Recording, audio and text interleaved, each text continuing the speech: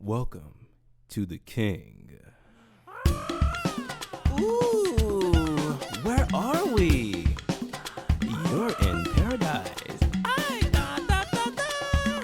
Mamacita. Da, da, da, da. And welcome to the King. I wanna take you to the King show, where everyone does what they're supposed to. I got a cool bonita right beside me. She's drinking iced tea, and I think she's cooler than cool. Woo! Thank you so much for tuning in again. Because we have another show of excellence, another show of greatness. And not only do I have myself coming back to you, the host with the most, the King Show podcast, creator, I have another special guest. Yes, this young man is more than just a co-worker, more than just a peer. This is a great guy. I met him a long time ago, 6 months. And I saw him for the first time. I said, wow, this seems like a good guy. Great guy, actually. He introduced himself to me. We shook hands, calluses on his hands, so you know he was a hardworking man. And we kept in touch ever since. And, you know, world traveler, world renowned for his communication skills with the ladies. And just an all-around great guy. Coming to the show, one of my best friends from work, David's. Mr. David's last name is classified. Don't ask any questions. Hello, Dave. Oh! Thank you for having me. Wow, thank you so much for coming, man. Yeah, I'm excited to be here. It's been a long time coming. Yeah, it's been a whole 8 months. The whole 8 months. I've known you. I met you in February of 2019. You. At work. Wow, my man remembers. Thank you, sir. I remember the day, the time, and the hour. No, it was February 25th, our first day on the job at our orientation. Yes. And this young man named David King stood up and introduced himself. And he had a comedic timing about him. He had some charisma. And you're correct. The crowd was enthralled. We want David. The women were smirking. Who's he? And, you know, I just had to introduce myself afterwards. And, smart man. We've become friends ever since. We've been chatting on the phone on a weekly. And during the day and late at night. Through the night. Yeah. No booty calls yet, though. Ew. No, not yet, sir. I don't see it in my planner. That's not in the planner. By the way, this is a wonderful space that you've booked for us for this interview. We're in Columbia Heights right now at the Sankofa. Say it correctly, sir. Sankofa. At the Sankofa bookstore.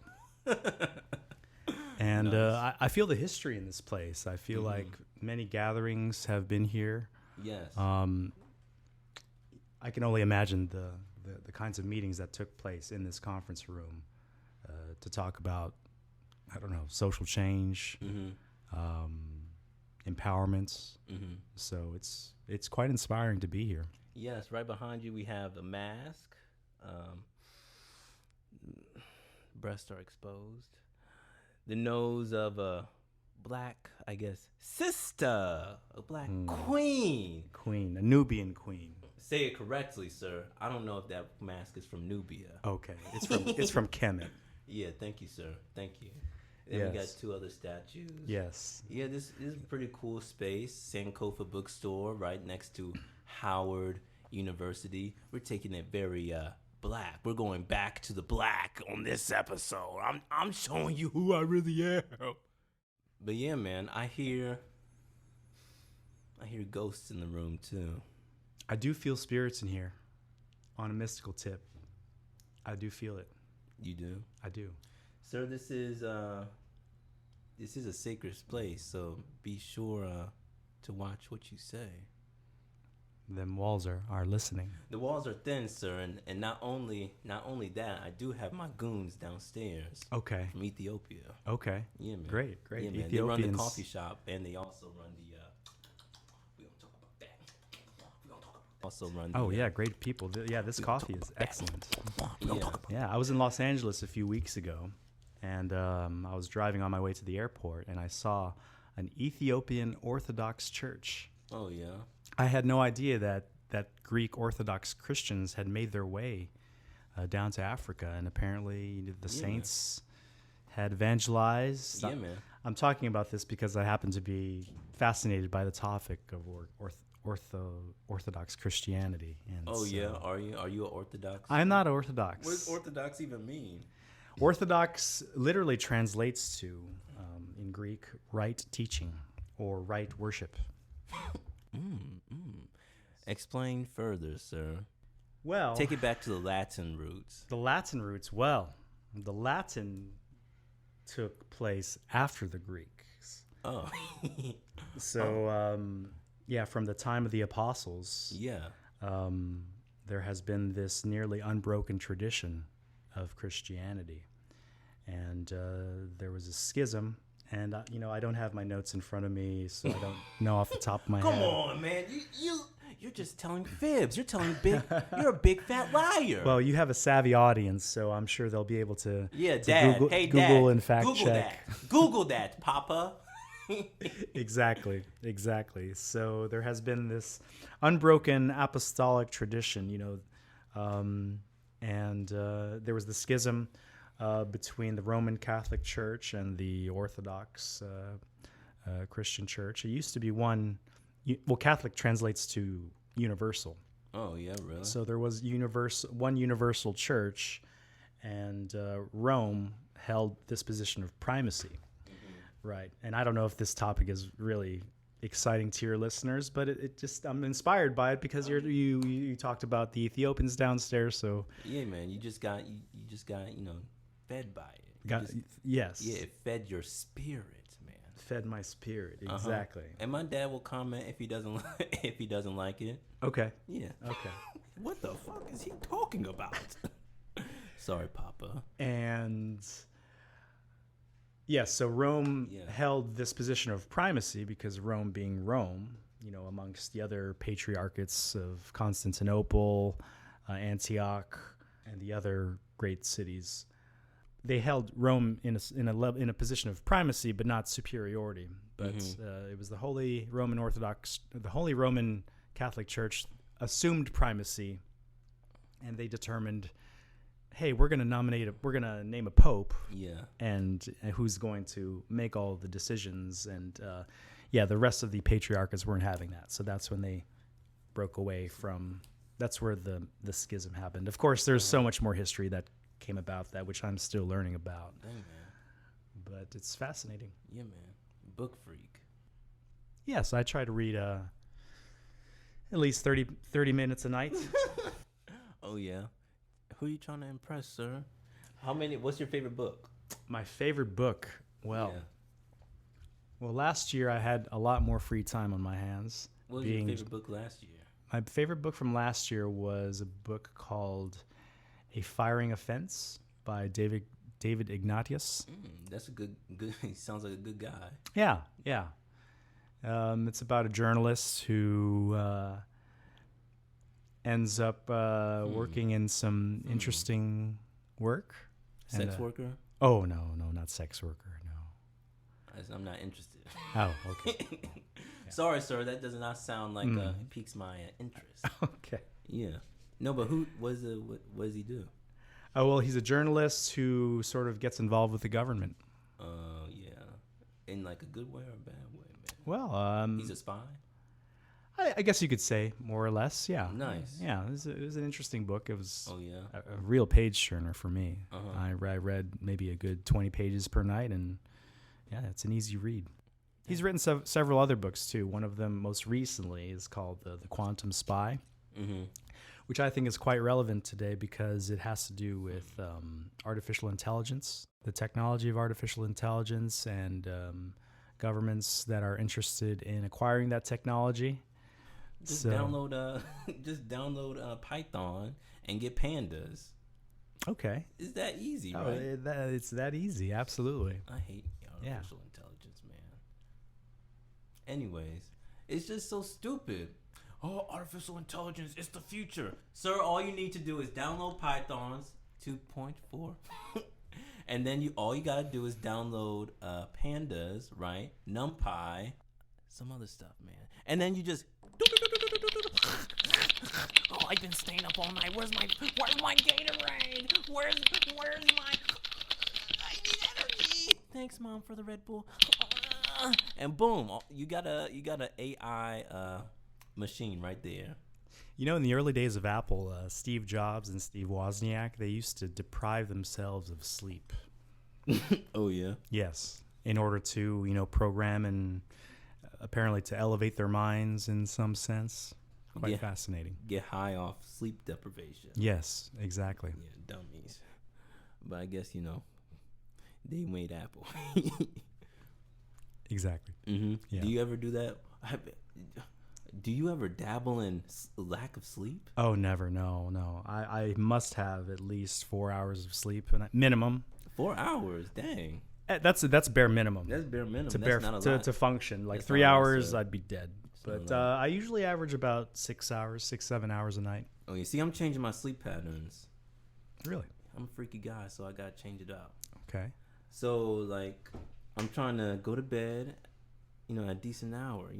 I'm a single guy, so I have no lady to tend to at night. Oh, you've got the waifu pillow? Oh, yeah, man, I just give it gunk punches. Why did you leave me? Why? JK. Have you seen a waifu pillow before? Yeah, it's like a pillow that's shaped like a woman. Yes, it is. Very good. Very good. Yeah. That doesn't mean anything, people. That just means I'm a knowledgeable guy. You're so cultured. I'm very cultured, sir. I'm hip to all the happenings in that. Yes, I am. Anyways, tonight we're going to a comedy show, supposedly. Yes, it's going to be at the Chinese Disco in Georgetown. Yeah, man, but I don't think we'll see too many Chinese people or any people discoing. I think it's I'm disappointed. I think it's like a play on words, sir. Yeah, I was hoping to, dance to the rhythms of the Bee Gees. Bee Gees is a Chinese band? No, it's a disco band. Oh. You're supposed to say a Chinese band, bro. Oh, Chinese. Okay. What's that one song? That was on Kill Bill. Anyways, but yes, we're gonna go there. And you have ambitions of being a comedian. Ambitions. It's one profession Well, how professional is that to have a phone ring on the podcast? You're right, sir. I'm a terrible guy. Yeah, we're definitely gonna have to edit that out. Why don't we rewind that? Anyways. So it's not an ambition per se, but it is one profession that I would try if I had no chance of failure. I have the most admiration for anyone who is in that field. I think for me, it's the highest expression of freedom of speech, I would say. Oh yeah. Yes. To be able to tell jokes on stage. Yeah. And people yell at you. This guy sucks. Yeah. Dealing with the hecklers, that's something I would definitely need to learn. Oh yeah. Just say, shut up, stop. Yeah. You're right, guy. I apologize. I've been working on some jokes, sir. Really? Yeah. I mean, I told you that. Why'd you say I never told you? Because we're trying to create some magic here on this interview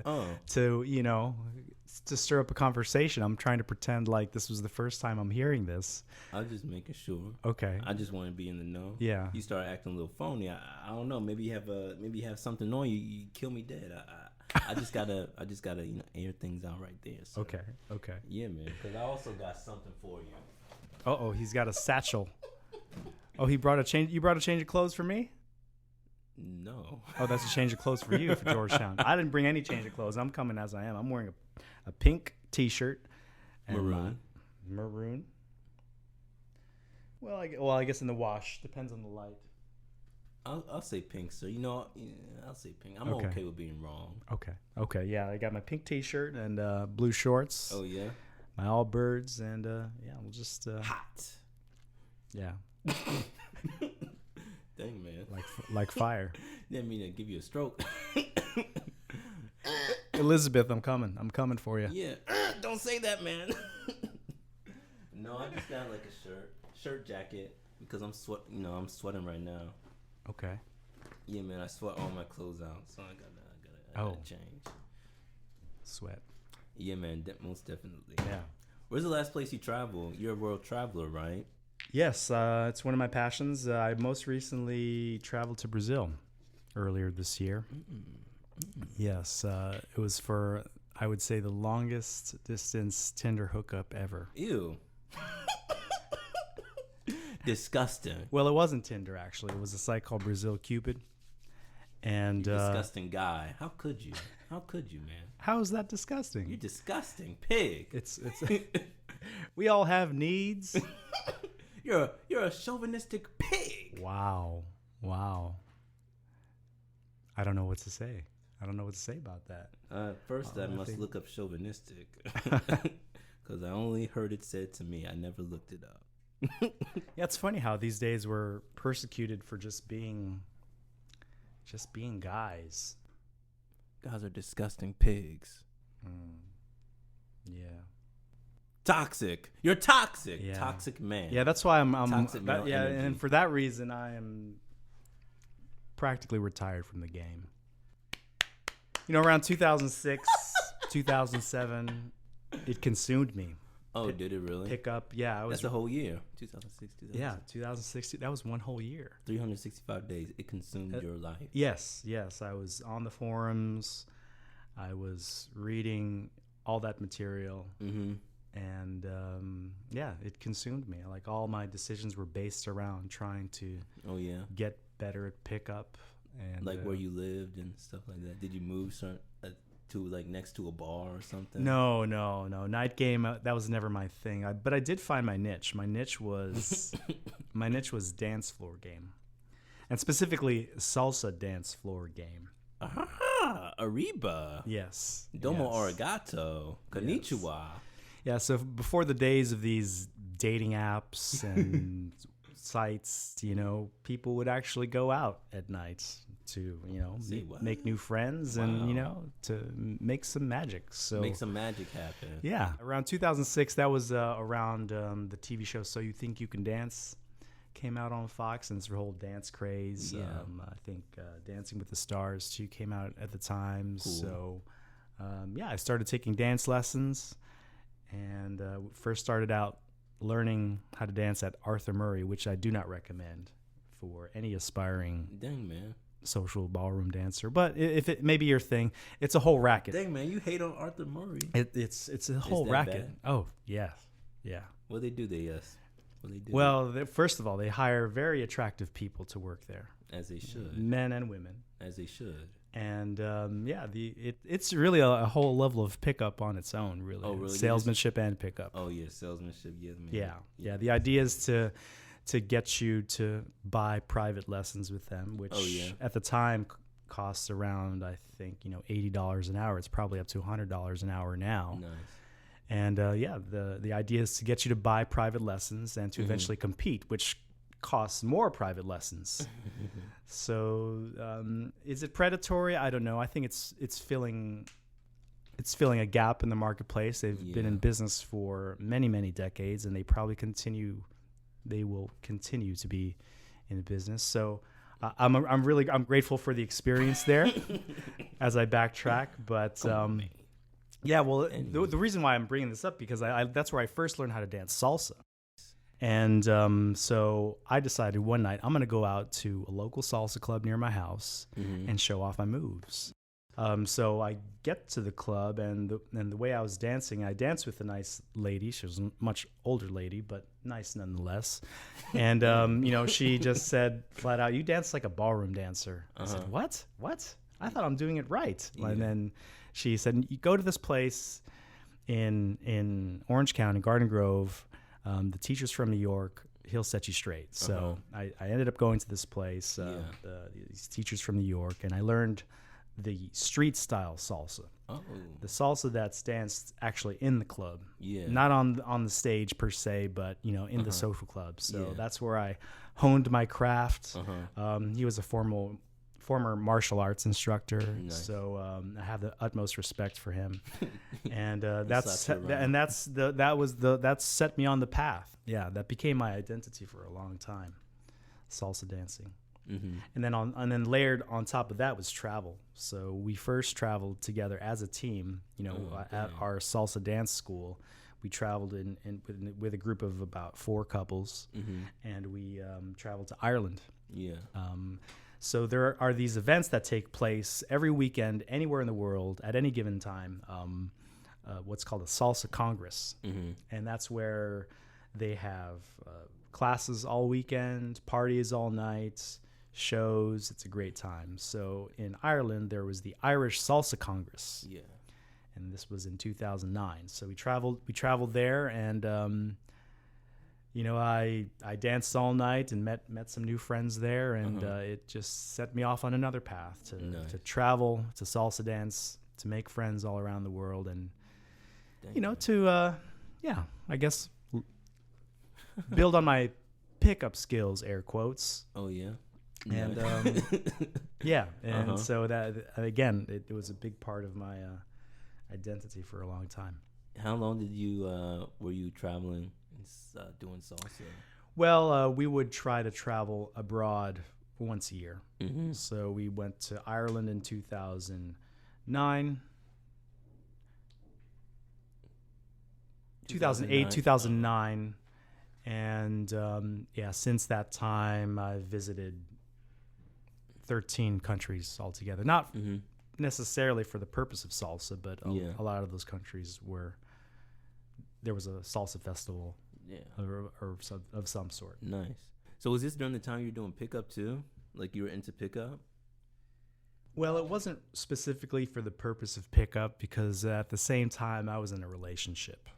Nice. So it was a fine balance. Faithful Filipino man. Yes. That's how they make them. I had been in a relationship for 10 years straight since I was 18. Woo. And so I got out of that relationship, got into a new relationship, and that's how we started dancing together. Oh, that's nice. So is that how you met? That's how we met. I mean, we met. We had been friends before, and then we took lessons together, and then we started traveling. So it's bound to happen, sir. Bound right, to happen. right. But there was this other side of me that wanted to learn, pickup, because I had always been sort of a flirtatious guy. In fact, that was my class moniker in high school. I think it was the class flirt. True story. And I sort of dabbled in pickup, but maintained a relationship, and I felt salsa dancing was my outlet. Oh, nice. Right. For that thing. For that thing. That itch. You Yes. need to scratch. Yes. Mm-hmm. Yeah. Exactly. Yeah. That's what's up, man. Yeah. I was into it for a little while. Right before I got into a relationship. I'll be okay. You're in a relationship now? I just got out of one. Oh, you just got out of one. Yeah, thanks for bringing it up, bro. I'm okay, guy. I'm okay. Thanks for bringing it up, bro. Hey, it's life. Very true. But right before I got into the relationship, I was really into pickup because, I don't know, I just happened upon the video. Wow, this is a skill you could learn? Oh my gosh. Maybe I will find myself a young lady. Mm-hmm. Maybe I will be with child. Mm-hmm. Maybe I will start my familia. Yeah. Yeah, so that's what I was thinking. So I started my first video was my man, Tom Terrero, that cheeky bastard. Yes. He's a great guy. Daygame.com, right? I don't think, I guess that website is still up. Yeah, Tom Terrell's pretty good. He has a podcast. It's really funny, but it's just He's just poisonous, man. I've watched a few of his videos. I think he recorded some like how to seduce women in Eastern Europe, something like that. I think he had a video of actually. I think he had a video in Kazakhstan, like he was trying to show how to pick up girls in Kazakhstan. Hi, where are you from? Kazakhstan, you know? Oh, Yeah. Oh, Yeah. You know English? Yeah. Oh, nice. Little English. Nice. You Exactly. like what you see? Exactly. And you know, travel these days, because that was the idea, right? You travel to these foreign countries. Yeah. You come off as the cool American guy, the cool British guy, and that is supposed to increase your value, right? And like, ooh, cool American, and right, used to, you know, that's how you added value, and that's how you increase your value and created attraction. Yeah. Right. Mm-hmm. But in 2019. I mean, travel's not a big deal at all here. I mean, you fire up Tinder, and practically everyone has taken a photo in front of Paris, in front of, you name it, the Leaning Tower of Pisa. So travel's not a big deal anymore. Yeah, it's not a way to differentiate yourself. Nice. Yeah, anyone can just buy a ticket and fly to Iceland for a couple $100 and you know, take a selfie. And it's driven by selfies, driven by Instagram. You know, what cool thing can I put on my feed? And I'm guilty of this too. You know, when I travel, that's the only time when I post stuff on my Instagram stories, when I'm in some foreign place and I, you know, take a snapshot. Yeah. So I'm guilty of it too, but it seems to be a driving motivator for travel. Yeah, definitely. Everybody wants to, you know, get that social media clout. Yeah. The likes. You know, it's an addiction. Everyone's trying to be an influencer. Very true. So even me. Even you. Even me, sir. Yeah. Yeah, that's why I got the podcast. That's right. Yeah, man. I'm trying to build it up, man. I posted something on my Instagram the other day, and I just been checking my Instagram all day, like, getting that hit of dope. Oh, another like, straight to the vein. Yeah. Oh my God, she commented. She's a baddie. She's a bad one. Yeah. Yeah, it's pretty ridiculous. Lately, I've been unfollowing all the models that I used to follow. Wow. It's a hard thing to do. It's a difficult thing to do. Congratulations. But yeah, it's a slow process. Oh, it's a slow process. Yeah. You gotta get all out the way. One fell swoop. Yeah. It's funny when these models reach, I don't know, like the 1,000 follower mark or the 5,000 follower mark, they have this look on their face. Like what? A look on their face like they get 1,000 dick pics a day. Yeah, they do. And they get that look. The average girl probably gets 15 a month. Yeah.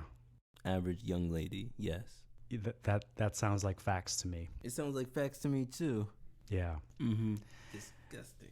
Yeah. I think the problem is these IG models just need to know what they want to do with this modeling thing, because it can transform into anything.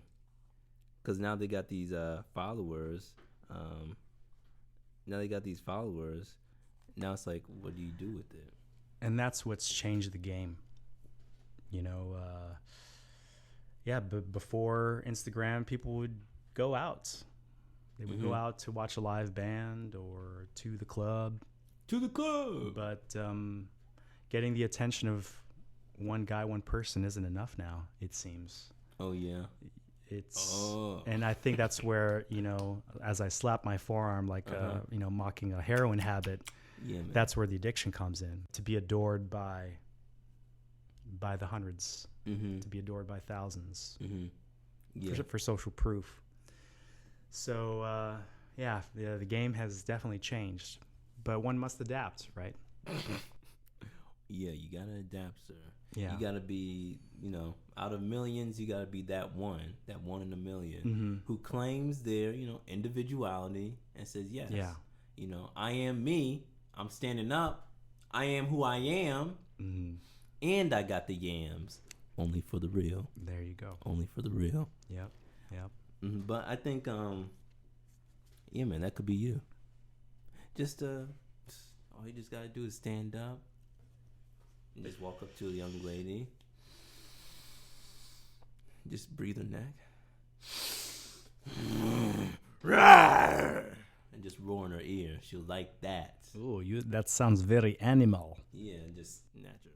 Oh my God, he's so manly.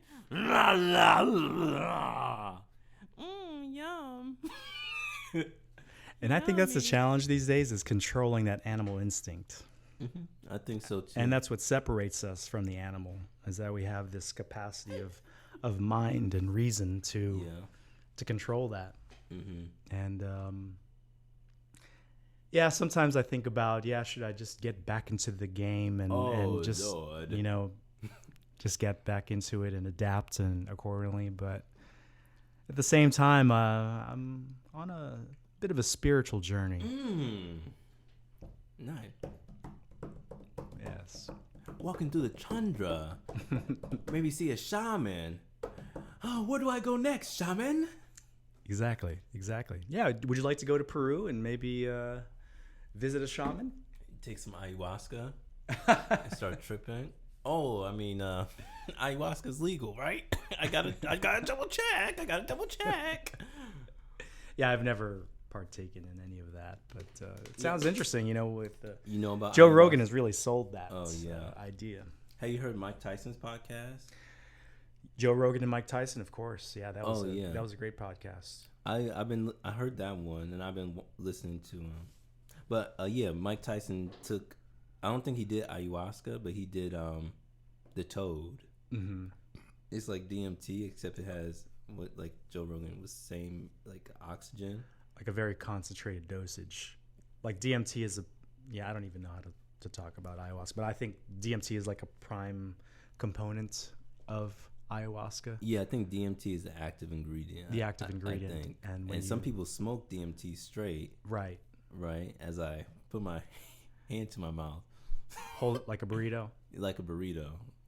I'm trying to smoke a pipe. Anyways, I don't do that anymore. But no, they some people smoke DMT straight, right? And then but the toad is like hardcore. It's like but it's DMT. It's that same chemical, but it has like an oxygen molecule attached to it from how Joe Rogan explained it. Okay. Yeah, so it's supposed to give you an ego death. And that seems to be the case with Mike Tyson. He was visibly different in his demeanor and the way he spoke. Mm-hmm. Yeah, he's a changed man. I praise to Allah and Most High. I just have to say thank you. That's my impersonation. That's a very good impersonation of Mike Tyson. Thank you, man. All praise to Allah. I just know we're nothing, and we're nothing, man. And I'm just so grateful. The only thing we have to do on earth is get on our knees and thank God. Yes, he's definitely on that journey. Yeah. I've been listening to he has his own podcast. Mike Tyson? Mm-hmm. Oh, okay. Yeah, it's really good. He just talks a lot about narcotics. He talks a lot about doing the toad, and then just about his crazy experiences in life. Yeah. He has a lifetime of stories. He does, and it's crazy because you hear all these things he's done. I'm thinking, wow, his life is terrible, and it makes me feel better about mine, and makes me feel like, wow, there is still more hope for me. And I think that's a great story of a great example of a person who, through his experience, learned to control his animal passions. Mm-hmm. Right? Yeah. Because passions unbridled led him to bite off Evander Holyfield's ear off. It led him to, those whatever charges happened in that hotel room that one night. Mm-hmm. So I think we can all learn from that. Yeah, I think that's the biggest problem with men is that no one teaches us how to talk to women. Mm-hmm. So it's just that animal side inside of us. I want her. Yeah. Get her for me. I want to feed. Exactly. And, I'm a child of the 80s, and I grew up watching shows like the Benny Hill Show. Have you heard of it? I've never heard of it. So Benny Hill he's a British comedian, and he had these shows in the 80s. You could look it up on YouTube later, where they had, it was like a stop motion comedy where they speed up Yeah. the film. And the premise of the show, he's just chasing women throughout the whole show, and in a humorous way. And I guess that set me on the path. So if I could trace the moment where I became interested in women and interested in impressing them and being inspired to chase them, it was probably that show, the Benny Hill show. Also, Three's Company, I would say. There's some bad ladies on there. Yeah, Betty White. Betty White. That was the Golden Girls. Oh, that was Three's Company. Yeah, Three's Company was about a guy. Knock on our door. Yes, exactly. Yeah. Yes, so that was with Jack Tripper, John Ritter, and he lived with two ladies. Ladies. Yes, yes, and I thought that was the ideal situation. Oh yeah. Yeah, living with two ladies. That's the dream, right? Hey Martha. Hey Louise. Yes, this is my life. Exactly. Yeah. Yeah, but. And then what happened, sir? I don't know where I was going. I lost my train of thought with this. But it was tracing my desire to chase women. And but flirt. you said you made a change. So you were just a guy who addicted to pickup. Yeah. And then I was always a flirt. Got into pickup. Got into salsa dancing. Traveled the world,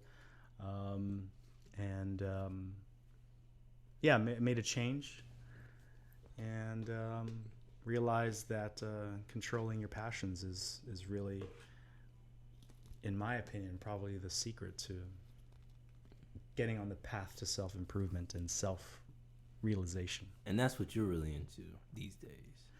Lately, yeah. I like reading about philosophy and surprisingly theology as well. I've been reading about the Orthodox Church and reading about the saints. This is probably totally not within your audience interests, but St. Augustine is a great guy. Come on, man. St. Augustine, yeah. Don't talk about my audience. Okay. We're well read. Yes, all 7 of you. I'm just kidding. How could you? It's 18 now. 18 now. 18 that's right. now, bro. Well, I will always be your first subscriber. I am your first subscriber on your YouTube. On my YouTube, sir. Channel. How many videos you watch? I've seen exactly 7 minutes of one. Wow. I'm dying. Anyway, sir, I just need to recollect my thoughts. I forget. How are you improving your life, sir? Today, what kind of amazing things did you do? Well, I try to meditate at least 15 minutes a day, 10, 15 minutes a day. Nice. Quieting the mind. I need a minimum of 10 minutes, I would say. It's a fine balance between meditating and taking a nap. Oh, yeah? Yeah. You're a nap guy, too? I do enjoy my naps. I think it's wired in. It's wired in because, as you know, the Philippines was a Spanish colony for over 300 years. Really? So I think the siesta culture may have taken hold. So it's in my blood. The Spanish take naps. Apparently, yeah. I think not only the Spaniards, but yeah. I think many people in Latin American countries. I'm gonna move your mic a little bit. Oh, is it too loud? Too close? No. My levels? Your head was past the mic. Oh, okay. Well, that's not good. So it's okay. Yeah. I think I was getting closer and closer. I was like close to making out with it, but disgusting. Please don't lick my mic. I don't think it likes saliva. It could be a dry kiss, sir. Just dry kiss, no tongue. Yeah. Just have to sterilize it. That's what Mike Tyson said. He said when his daughter brought home a guy for to take her out. He said, "Now listen here, chump. That's my daughter right there. So you take good care of her, and just remember, whatever you do to her, I'll do to you. So no tongue kissing." That's what he said, really? Yeah, that's what he said. Wow. Oh, Dad, stop. You looking forward to Bad Boys 4? No. It should be. It looks okay. Bad Boys for Life. It looks okay. Yeah. Martin Lawrence has gained weight, and I think he's Fatty. Yeah, I think he's been smoking a lot too. I could hear it in his voice. Smoking what? Well, probably just cigarettes. I don't know. I can't speculate. Oh yeah, you can't speculate. Well, it seems like it's all sequels and comic book adaptations these days. You want something original? Yeah, and most recently I saw Once Upon a Time in Hollywood, Quentin Tarantino's film. I enjoyed it. Mm-hmm. Actually, I watched it on its release date back in August, and it's one of the favorite films that I've seen this year. Is Quentin Tarantino your favorite director? You like him as a director? In general, Mm-hmm. I didn't watch The Hateful Eight. Oh, Hateful Eight is pretty good. Yeah, I miss that. He's been on this Western kick recently, and He only made 2 Western movies, I guess. This latest film also had a Western theme to it. Oh, really? Yeah. Oh, damn, man. Yeah. But I can relate to Leonardo DiCaprio's character. I have no idea how. How can you, sir? Well, without spoiling it, it's about starting a new chapter in your life. And that's what you're reinventing doing. yourself. Oh, dang. And this was deep. That's the phase that I'm in. Reinventing yourself. Reinventing. So who is David? Who was David before, and who is David trying to be now? Well, I think we've touched upon who I was before. A thought. Thoughts? Well, no, not quite. I have less than 500 followers, so that I'm definitely not a thought. Oh.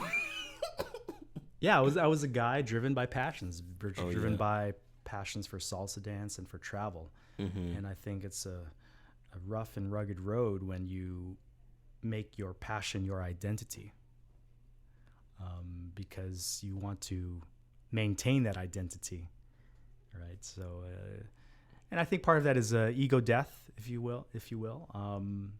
You killed. I recently, I wrote in my journal that I'm saying goodbye to this character, this identity that I had. And so this is recent. It was a recent decision because I attended the DC. There was a Latin dance festival in August at the Renaissance on 9th Street, downtown, and attending these congresses of Latin dance, these festivals, it would be usually the highlight of the year for me. You know, it's my way to just let loose and release. But I found myself standing in this crowd. And, it was loud and it was crowded. And, at that moment, I decided that this is no longer who I am. Mm-hmm. This no longer gives me pleasure and enjoyment. Mm-hmm. And so, I made a conscious decision to just kind of step away from that and no longer make it a central part of my, decision-making process and motivations. So that's a big decision to make. Yeah. Yeah. How they make you feel, sir? I know it's it's bitter. It's bittersweet. It's bittersweet. Don't cry on me now. No, sir. no. Yeah. Where's the Kleenex box? No, I'm good. So it's just I'm excited to begin this new phase. And who are you now? Who am I now? Who do you? That's we don't have enough time to cover that. Oh wow! The show. Just give us the 10-second overview. Well, learning languages has been a recent interest of mine over the past 10 years, I would say. Mm-hmm. Almost 10 years. I speak Brazilian Portuguese and Russian. I studied Polish earlier this year. Nice. At the Kosciuszko Foundation in D.C. Oh yeah. They offer Polish lessons, beginner and advanced. They're taught over 8 weeks. Yeah, so I was attending Polish lessons once a week there. It's a hard language. Is it really? Yes. How you say hi in Poland? Cześć. Cześć. What's the accent like? There's a lot of sh's and z's and yes. Shiz. Yes. A lot of rolling R's, I would say. Oh yeah. So that's how you do it. I can't do the Conan O'Brien style. Ew. You can edit that out later. Thank you, sir. I shall. Yeah.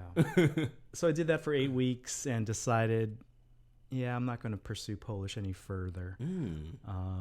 So who is David? Who is David becoming? Wow. Yeah, I guess it's a story that's to be written. Story to be written.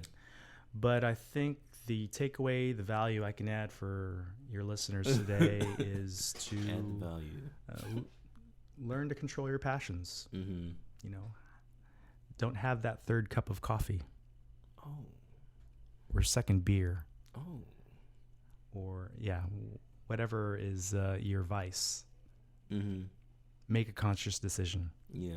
Only 2 slaps, not 3. 2 slaps, not 3. Yeah, don't slap me anymore, ma'am. I'm done. I'm done. Oh my God, he's a real man. Stop at 2, baby. I got to go. That's what's up, sir. So that's what you're in the process of doing. Just That's where my head's at right now. Yeah. just being a disciplined guy, Yes. doing things that are aligned with where you want to be. Yes. You gotta be who you want to be before you That's right. are it. And it's got to be aligned. It's got to be aligned with the one. You have to align your will with the one. Ooh, dang, man, I like it. And on that note, sir, I'll maybe we talk about. I got 2 more things and 2 more things, and then we can be outie. Okay. Yeah, man. How old are you? How old am I? I am 42 years young. 42. Yep. I've been wanting to know. Yeah. Yeah. Yeah. We never broached the subject. Mm-mm. Yes. I I just turned 42 actually. Oh, you're Virgo. I'm a Virgo. Yes, I I'm am. Virgo as well. Really? September 10th. September 10th? No way. What I is it? just found out now.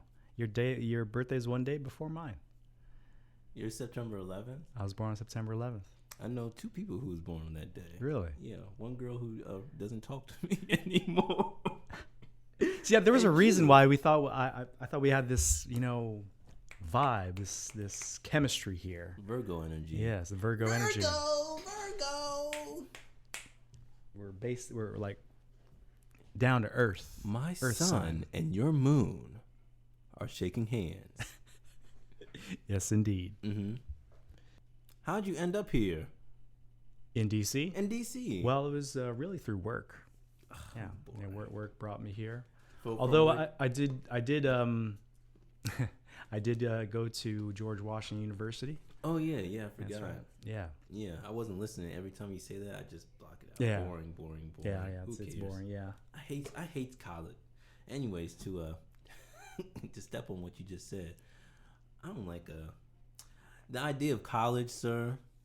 It's like we pay all this money just for them to give us a syllabus so we can go to class where the teacher tells us to buy these books and then they tell us what pages to read and then they test us on the material. I can read a book by myself. Believe me, I was against the whole university idea ever since I left college many years ago. Oh yeah. Yeah. I had a decent IT career and did fine without the college degree. Yeah. I went as far as I could go with it, and Mhm. made a conscious decision to go back. Nice. But, I'm with you on that. College is a racket, Yeah. and I think there's a lot of worthless degrees out there. So people are getting into thousands and thousands of dollars of debt studying useless stuff, and there's a book out actually by Aaron Clary, and it's called Worthless. It's only $5. Oh yeah. So his argument is the case for not going to college, that college is a racket, and recommended read. Oh yeah. Well, you know what I always say. Even though it's super expensive, I say Yeah, I guess to your point, I ended up going back to college later in life and nice. Studied international affairs, and it brought me Konnichiwa. back here, and now I have a good job, and so I went counter to my advice, and then ended up going back, and so I'm grateful for it. Things worked out. Yes. And I think it complemented, my IT experience. Did it? So, yeah. And education is priceless. It is. Yeah, I mean, you put a value on it, but it can do so much for you. Mm-hmm. It creates opportunities. And yes, it is a piece of paper, but it opens up opportunities, and I can attest to that. Yeah, keys open up doors. So is college worth it? The answer is, like everything, it depends. Yeah, it depends. And hey, man, that was 2 things.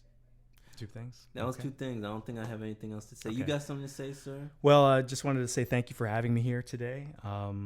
This was my second podcast style interview ever. Wow. And I think it was head and shoulders an improvement from the first time. The first time was back in 2012 when I did this interview on an entrepreneurial podcast. Oh, yeah. What's the name? Yeah, the name of it was Tropical MBA. Nice. And it was Dan Andrews. Nice. And Ian.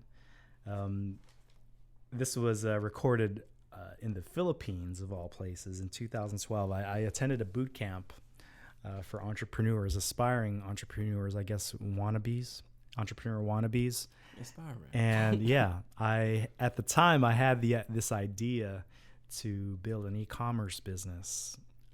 Nice. Where, you build a Shopify store and you drop ship products, so you don't have to keep product. And the idea I had at the time, it's probably taken. I can talk about it now. It's fine. At those oil change places, those flailing guys, that you turn on the blower and those. Yeah. So I had an idea to build a store selling those products. Oh yeah. But unfortunately, didn't see it to fruition. Didn't work out. But it was definitely lessons learned. Lessons learned, because after that boot camp, I ended up traveling to China, and I visited Konnichiwa. That's Japan. That's Japanese, by the way. Ni hao. Ni hao ma. Ni hao ma. And I attended the Canton Fair, and by the way, if you have an idea of selling products from China, the Canton Fair is a great place to just find any product under the sun. And that takes place several times throughout the year in the city of Guangzhou, not too far from Hong Kong. Nice. And it was a good overall lesson, and that was and in the Philippines, that's where I did my first podcast interview. Yeah. And, but I think Your hometown. not my hometown, actually. It's I was born here. Actually, I was born in the States. So, Whatever. Yeah, not my hometown. Your parents are from They're from the Philippines. the Philippines. Yeah. So you're first first generation Filipino American. Yeah. Wow. Yeah. I was born in Michigan, grew up in California. I don't speak Michigan. our language. Oh. I don't speak Michigan. Well, I kind of speak Michigan, soda pop. Yeah, there you go. But yeah. Nice, man. Nice. We don't gotta keep going, sir. Wow. David, you got something else to say? No, I just wanted to say, it was a pleasure. You gotta say, it's time to go. I hear you, sir. I hear you. Well, I mean, I don't know what else you'd like to talk about. Sir, I just want to say, thanks for coming to the King Show podcast held in Sankofa Bookstore Lounge. Thank you for having me. We have to do this again. Hey, man, I'm here all the time. I really appreciate it, sir. I am crying on the inside. My heart is smiling, but my face shows a stern man ready to take over the world. And with that being said, I think I wanted to say something else. It's the King! And I'll be back again next week. That's right, we don't take no breaks. So just have yourself an amazing week. Thank you for tuning in to the King Show podcast. And until next time, keep your head up. Enjoy your week. Enjoy the rest of your life, sir, ma'am, individual. And till next time.